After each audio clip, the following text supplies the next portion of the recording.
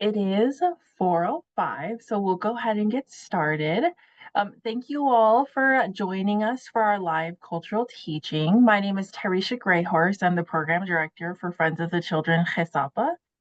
These teachings are a part of our two-generation approach. So not only do we support the youth that are in our program, but we also look to support caregivers and just other community members because we know that this is really valuable information. And we are really fortunate to have Richard Two Dogs as our cultural advisor, and he's willing to share these teachings with us and with all of you. So these teachings will be posted on our official YouTube channel afterwards, which you are always more than welcome to go like and subscribe to just kind of keep up to date on any past teachings or any future teachings. These teachings are sponsored by Prairie Edge here in Rapid City, so thank you so much for that. And without further ado, I will turn it over to Rick Two Dogs. Okay, good afternoon, everybody. I apologize. I have a cold, so I might sound like the Godfather, but please bear with me. So I'll bring up my PowerPoint at this time.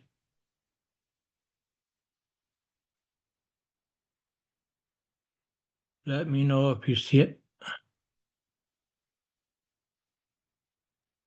We see it. Okay. All right.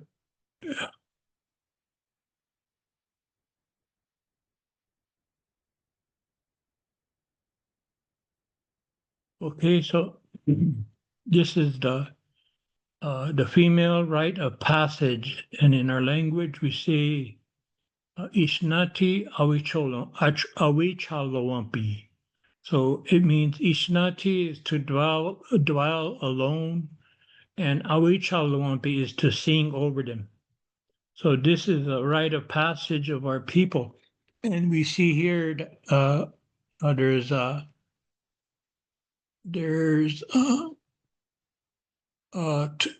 2, 3 young girls that went through the ceremony. Way to the left is my wife. Next is my cousin Ramona White Plume, and then Cindy Geigo, and then over here is Christina Johnson and April Johnson. So these 3 on the left are the ones that helped the young girls go through the ceremony. So it's one of the 7 rites of our people that the calf pipe woman brought along with the sacred pipe. So this is one of the rites of passage here in one of the 7 ceremonies. So historically, going back, they also called it the buffalo scene, the Tatanka Aloampi. But everybody uses Ishnati Awichalawampi. So after the turn of the century, or near the turn of the century of the 1800s, under the Indian Officers Act, our people were banned from using ceremonies and any type of traditional ceremonies, Sundance, Sweat Lodge, Vision Quest, and I think this law was passed in 1878. And the purpose of the law was to wipe away our culture, our way of thinking, our way of praying. And it worked for a while, but the people, once the ban was lifted, the people went back to doing the ceremony again. So 2 of them were almost lost, was the throwing of the ball ceremony and then this ceremony here. The one that we always kept was the Vision Quest and the Sweat Lodge, the Inipi. And then Sundance was done secretly up in the hills. And then there's the Hunkan ceremony. There's the Hunkampi ceremony. There's the throwing of the ball ceremony. And then there's the keeping of the soul ceremony and the Hunka ceremony. And so, and Vision Quest, Hambalichak. So these two almost died away, but they're still Onchis that remembered the way and remembered going through this ceremony. And one of them was my mother. So she died when she was 93. And she went through the ceremony secretly back in the late 1920s when she was about 14 years old. So this is where some of the young women who became onchis or elderly women remembered how it was done. So she taught my wife what she remembers, and then so we go through that ceremony now in the spring, summer. I've even seen it done in the winter time. And what happens is, soon as the young woman has her first uh, cleansing period, then they they would isolate her in a teepee or sometimes these square wall tents. Or if they have an extra log house, then she would sit in there. But historically, it was a teepee that they sat in. And for 4 days, they're given instruction on how to do it, how to give an instruction on what to do as in their transition from a young girl to uh, an elderly woman.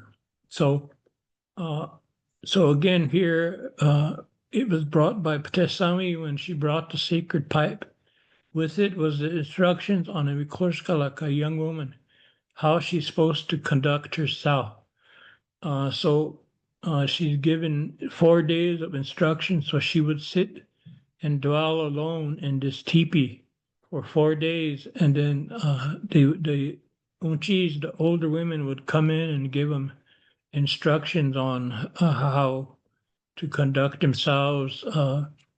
They start like a beading project, maybe a bag or could be a pair of moccasins, and they're told about their important role as a life giver, and to always remember that the Wina holds the future generations in her hands.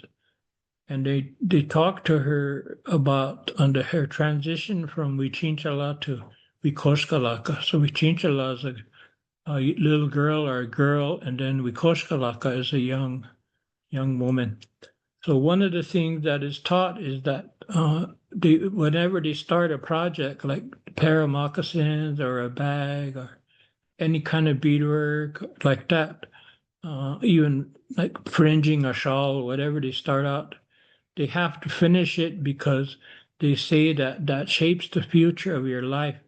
And sometimes if you don't finish your project, then they say all the rest of your life, you always give up on what you're doing. You never finish anything.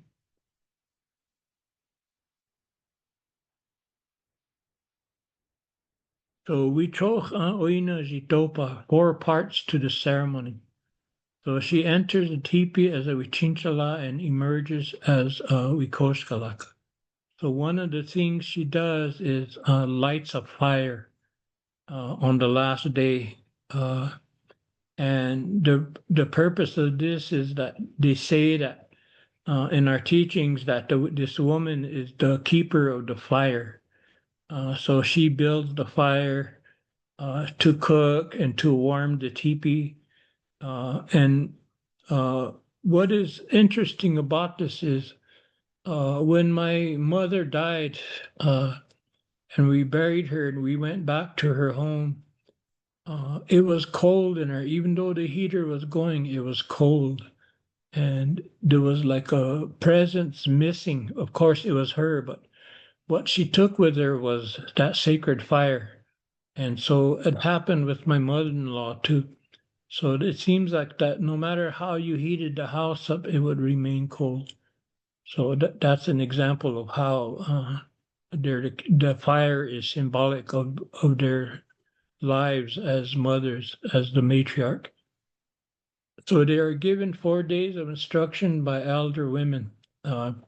So they're taught to always honor themselves, take care of themselves, and then take care of their children. and she has to watch over like her clothes. She doesn't, and she has to watch out for the children's clothes and her husband's clothes and his weapons and those children's toys. And this woman, even when she's not on her monthly cleansing, they're never supposed to step over anything of the children or the men, because they say a woman's spirit is powerful, so it can power the child or the father or the sons, anybody like that.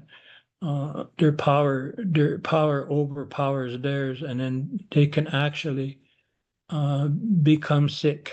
They call it wa'ashabia, and then stepping over their possessions is called wa'achangshin. So they're taught never to sit on males' clothes and the children's clothes, or step over their things. And it's not anything to do with being dirty or even hygiene or nothing like that. What it is the spirit of this woman is powerful, so she can overpower the spirit of the males and the children.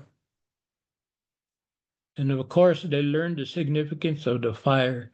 So she takes care of the fire in the home to cook, to heat the teepee, and the teepee belongs to her.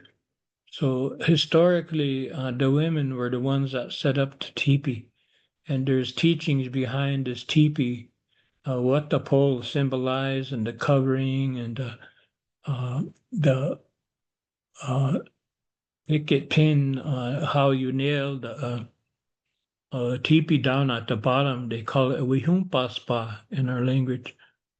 And then they're taught during this ceremony that you must not give in to temptation.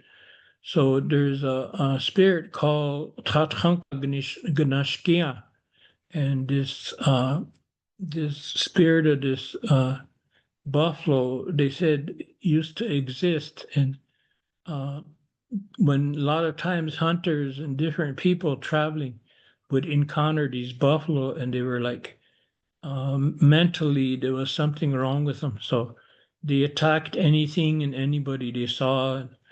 uh, they don't live by any certain rules, so they say that that's the spirit that enters a young man and makes him like do anything, don't live by rules and like that. So he's called Tatanka Ganashkia. The Ganashkia is like wild or insane.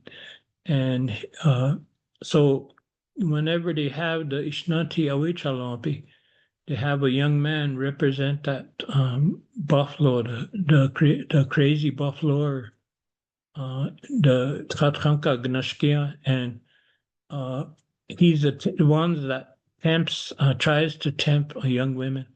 So they say you're going to meet a lot of Tatranka Gnashkias in your life. There's men that are going to try to seduce you and take your virginity if you let them. So this man dresses like a buffalo, and he comes in, he dances around inside the teepee. And so as he passes the young woman, sometimes there's two young women in her, sometimes even four. But when they pass the young women sitting on the chatku, the place of honor, opposite the door facing east, that's the place of honor. So when he passes behind him, they have a bundle of sage, enough to hold in her hand, not a lot, but just enough. And so when he passes behind him, they put that sage in their lap, so that represents blocking the temptation, because there are Tatranka Ganashkians out there who would take your virginity and even cause this young girl to have early pregnancy and then abandon them. So that happens a lot today, because one of the reasons I feel is that this ceremony isn't being done. So they're told the importance of chastity and purity. So there was a story one time of the buffalo went away, so the people were starving. So they asked this buffalo dreamer who had the ability to bring buffalo near. And here they wouldn't come. So even when he did his ceremony, they wouldn't come. So they asked this other medicine man to inquire why that was. So he went into the inipi and prayed, and here they gave him the message that there was a woman in camp that was promiscuous, and she was kind of like in secret. She was seducing the young women's husbands. So the buffalo stayed away because of that.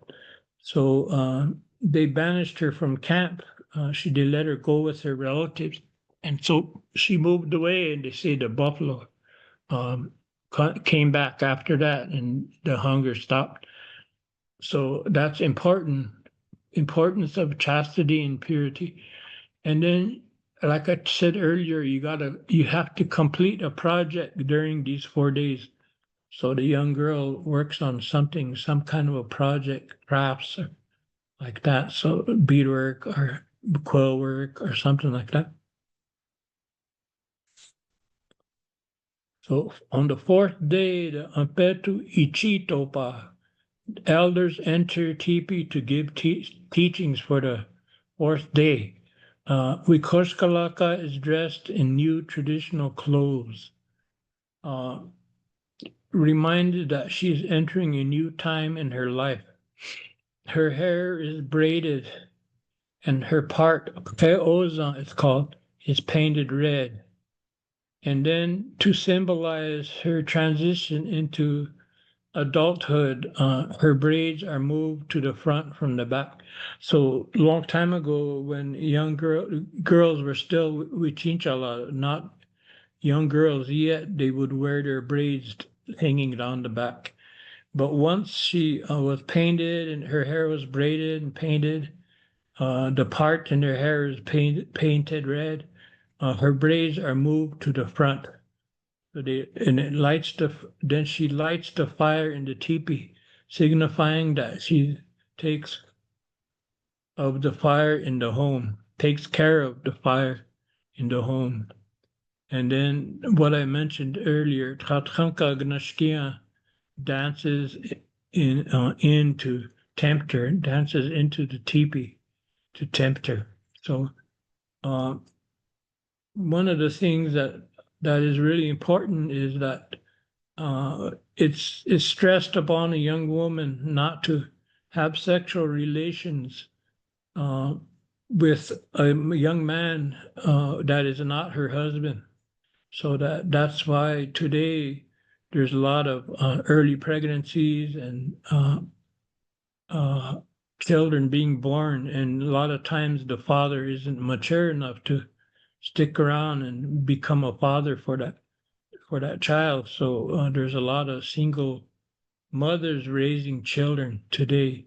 So each one of these teachings and each one of these things are important in how they guide your life. Just like as a young man, when gets to a certain age, his voice changes. Then he goes on a buffalo hunt, and then he goes on a humblecha, so to see what his role in life is to be. So he prays about it. So that's something that parallels what the women is going through. So that they're also given instructions on taking care of themselves, like like I've seen where uh, young women would throw their sanitary napkin anywhere, but they're taught in those days that they wore like a wrap between their legs, and then it's a thin buckskin and it's tied around their waist, and then they had medicine inside there so that uh, it soaks up the blood and it keeps them healthy also. So they would wear that belt around them during the time of their monthly cleansing, which is at least once a month, for some people, some young women anyway, and some go longer than others. So it depends on how long their cycle is. So long ago, as soon as the young girl had her first uh, monthly cleansing, she was given a stick with 28 notches on the stick, and on that stick was notched a half moon, a quarter moon, a full moon.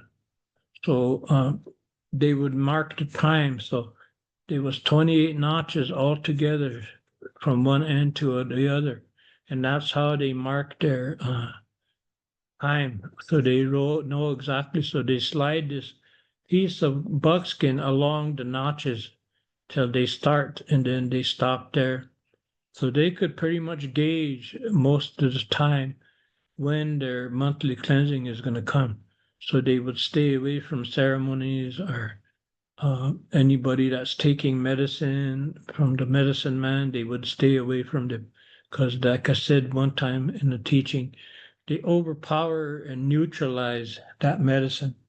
So a lot of people knew where to stay away during that time because their power neutralizes the prayer and the medicine. That's how powerful women are, and the power to create life is really strong. So that's why they were told to stay to themselves. So that's where the word Ishnati comes from, that meaning that they dwelled alone. So, at the conclusion of the ceremony, the Wikoshkalaka emerges from a teepee as a young woman, no longer a girl. So they sing a song for her when she emerges, and they bring her outside and they take her around the teepee 4 times, meaning they pray for her in these 4 times that she would reach all the stages of life, that she would be already, she passed being a baby and a child, and now she's in a part where she's a Wikoskalaka young woman. And then they go around 4 times so that on the fourth one, the prayer is made for her that she lives to be an elderly, like a unchi, and that she's no longer a girl. And then this is how they present her to the people. So this is when people will come forth and welcome them, like into the Tioshpai, the extended family, now as a woman instead of a young girl. And then following this, and the song is sung for them as they're circling the teepee 4 times. And it says their names, the name of the young girl. It says, "Take courage. It is hard to be a woman." Uh, so they sing that for her, four verses, 4 push-ups. And they use her Lakota name in there when they name her. That represents they honor her in each quadrant of her life, and the prayer is that she reaches uh, elder status, like becomes a unchi, and so she in turn what she learned in that ceremony she will repeat it for her daughters and for her granddaughters. So that's how this knowledge was passed down. But today, there's not all women know this ceremony. So today, it's usually passed down by a certain number of people that know. So they're called on sometimes. But the hope is that the families are picking up the ceremony and learning it, and understanding that it's important that this is passed down from generation to generation. And so that's how knowledge was passed on, by watching them and participating and learning. So my mother went through the ceremony at the age of 14. Uh, so she was born in 1911. So um, she must have been, let's see, what is 14 years from 1911 would be uh, one. I think she would be 14 years old. But anyway, I was trying to do the math to see what year that was. But anyway, my mind isn't thinking right today. So so that's how and the gifts are exchanged. So the family of the young girl give away to the unchis that helped her, the singers that came, and right before the ceremony is done, they go into the inipi, the sweat lodge, and they purify, and they give gifts to the ones that helped and build a fire and like that. So when my mother went through it, she said her grandfather and her grandmother conducted it, but he had a friend from Rosebud that came, and him and his wife helped my grandfather and my grandmother do their ceremony. So her and her sister, ironically, went through the ceremony together because they had their first menstrual cycle almost same time, even though my mother was younger, about 6 months young, 8 months younger, 8 or 9 months younger. Uh, so he went through the ceremony with her older sister. So that's so the details and all of that she wrote down for the family. So my she taught my wife. So my wife conducts the ceremony with different elderly women in the community or within the circle of people that pray together.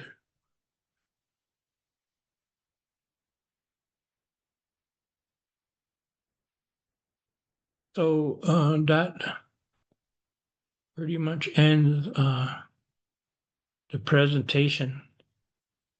So if there's any questions, I'll take it now. I'll take them now. Thank you for that. And for those of you who joined us a little later, I did ask if you would not mind writing the questions in the chat, just so that we can kind of keep them all straight in case you have any, just because sometimes it gets a little confusing when we all talk at once. Um, we did have some questions sent in before the teaching, actually, so I can read some of those off and might actually answer any questions that people who are here listening might have. Our first question is just, what are the duties for the men during the ceremony? So more specifically, what are the dads and uncles supposed to do? They're there to support. They might go out and hunt, maybe get a deer to be partaken of during the feast. They go get wood for the sweat lodge and whatever other things they need. And as part of the ceremony, I forgot to mention that that young woman, when she lights the fire, it has to be cottonwood that is used, no other type of wood. So they would go out and get cottonwood bark and twigs and saplings, and then she would light the fire with that. So historically, they would use a steel flint to start the fire. So, but now, of course, we use matches and lighters. Perfect. Okay. Another question is, do the parents pick women they feel would help guide their daughter as part of the ceremony? Um, for example, kind of like how someone's chosen to tie someone's feather in their hair. Yes, usually there'll be relatives, but also elder women that are known in the community as being knowledgeable in these ceremonies, and kind of a woman that's older woman that's a upstanding character, you know. Because our belief is just like the cleaning of the mouth ceremony for the baby. They say that this baby takes on the traits of this unchi that cleans her mouth. So that's true of this ceremony too. So they try to pick women that are of upstanding character. Thank you. Thank you. Here's another one we had sent up prior to the teaching. Do women who have their womanhood ceremony continue to be tree girls during Sundance, or do they stop?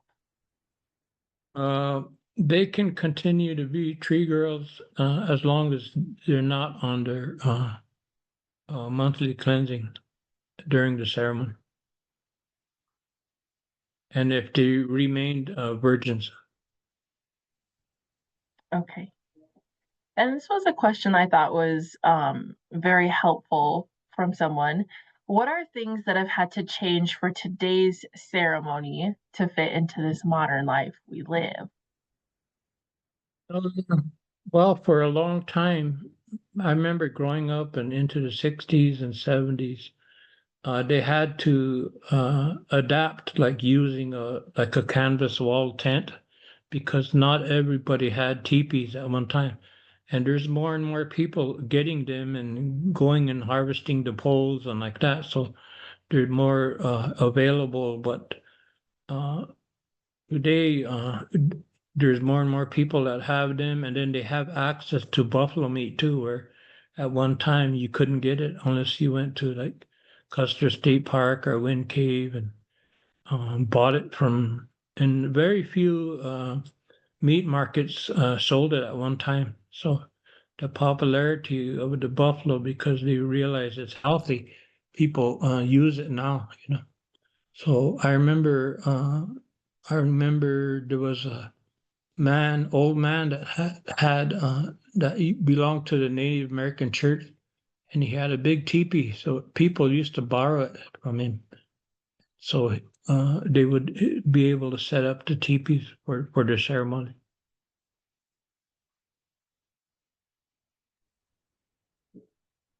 Okay, thank you. Here was another question that was asked from one of our participants who's on right now. Um, she said, lately there has been older women who partake in this ceremony. Have you heard of this? Mm, well, it, are they partaking as going through the ceremony, or are they there helping?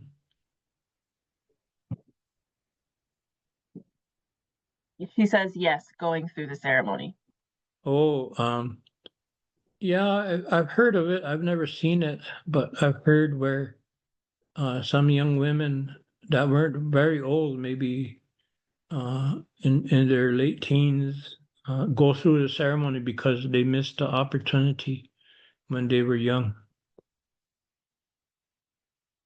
But ideally, it should be a young girl on her first time that she has her monthly cleansing. So they go into the teepee and then they stay there for 4 days till they're done, and then they have the like ceremony, like I was saying, they bring them out and present them to the people. Cute. Anybody else who is here with us have any questions they'd like to put in the chat for us?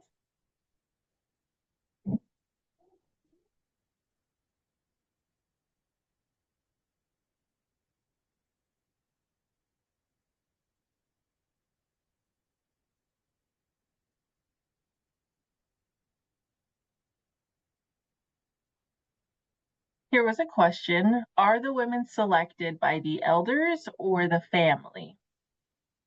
The ones that help, I guess they're asking. I think so. Yeah. Yes. They're selected by the family. Sometimes in the family are already elder women that can do it and that have gone through it when they were young. So even though it wasn't done publicly at one time, there's women that up to the maybe the 70s, there was women that still went through it when they were young. So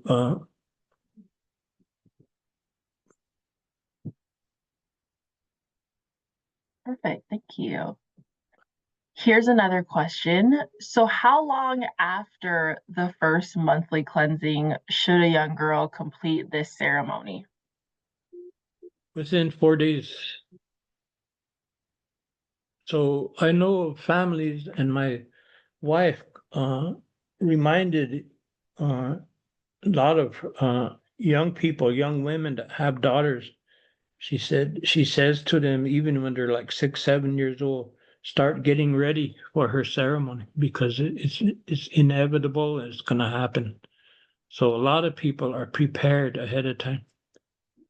Material for dresses, material for moccasins, beads, the things that she would go through. So whenever they bring her out to present her to the people, they dress her in their finest. So she will have probably a new belt, new moccasins, breastplate, a new plume, a new medicine wheel. And they were ready a lot of the times. So it would, it's to be mindful that you have daughters or granddaughters that are close to that time, then start getting ready. So I know of a woman that got ready to do her daughters about a year ahead of time. Okay, wonderful. We have another question here. What if the monthly cleansing lasts longer than the 4 days? Is the ceremony still carried out the same? Yes, if it has to be extended out, that's what's done. And I know of a young girl, my granddaughter, who went 9 days, so she had to stay in that teepee for 9 days. She wasn't happy about it, but Yes, perfect. All right, here was another question is, do you have any advice on how to keep the temptation spirit away throughout life? uh, teach to go through the ceremony. If not, you can still have the teachings and talk to the even when they're like a small girl, talk to them starting like at an early age when they understand, and then remind them of why you do that, and of this Tatranka Ganashkian, the crazy buffalo, and tell them about that so they can be cognizant of it.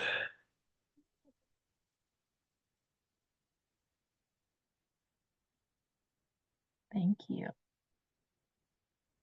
Any other questions?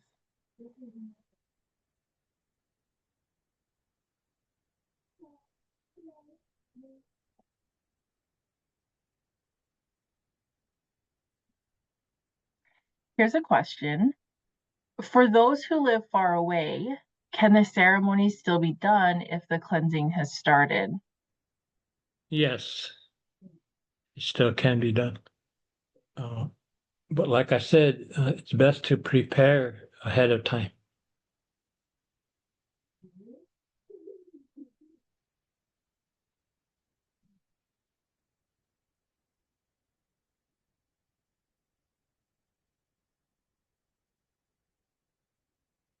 Wonderful. Anything else?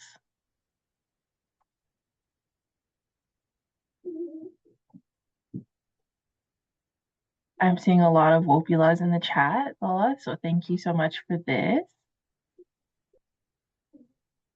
If you do not have any questions, you are more than welcome to hop off. If you have any, you can stay on and continue typing, and we'll ask them. But otherwise, thank you guys so much for joining us, and I hope to see you guys at the next teaching.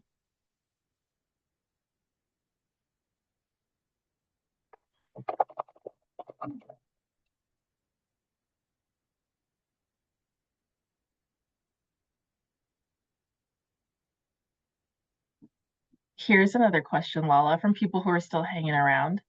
Um, does the ceremony have to be completed on the first cleansing if you cannot make it back right away? Uh, yeah, you have to get, like I said, you have 4 days to complete it. So you have to again plan and anticipate, when it's going to happen.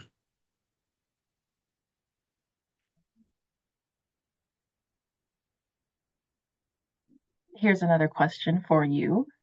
Are there homey songs learned or taught during this time? It can be if the young girl has interest in that.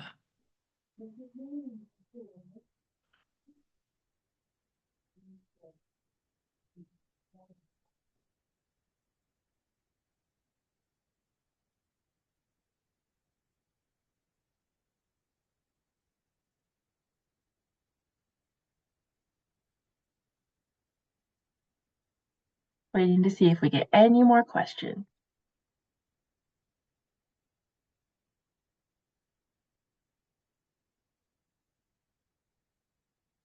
Here was a question is who do you know of anybody that we can reach out to for those young girls wanting to learn songs about the ceremony? I think one of the best things to do is when you hear about a ceremony asked that they're doing for a young girl, ask permission to go there to learn the songs and uh, learn them that way.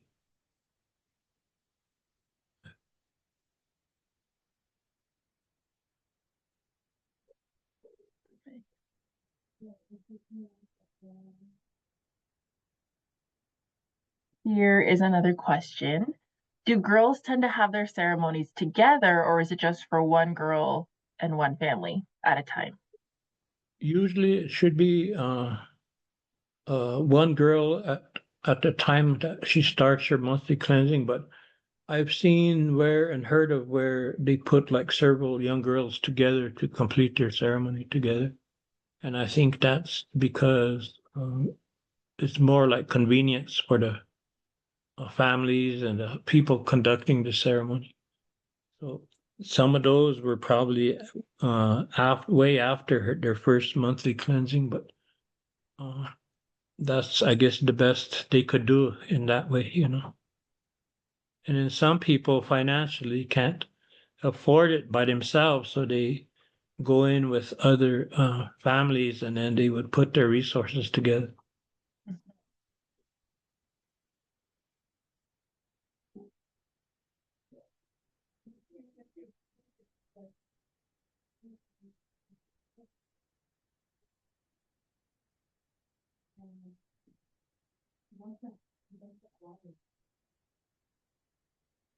Good stuff. If any of you have any other questions, you are all more than welcome to email me. I will pass them along. Otherwise, I think that's it for our questions. So thank you guys so much for joining us this evening. This will be posted on our official Friends of the Children Sapa Facebook page and our YouTube channel to view any other time.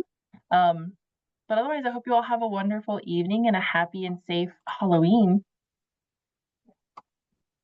Okay. Have a good day, everybody. Thank you.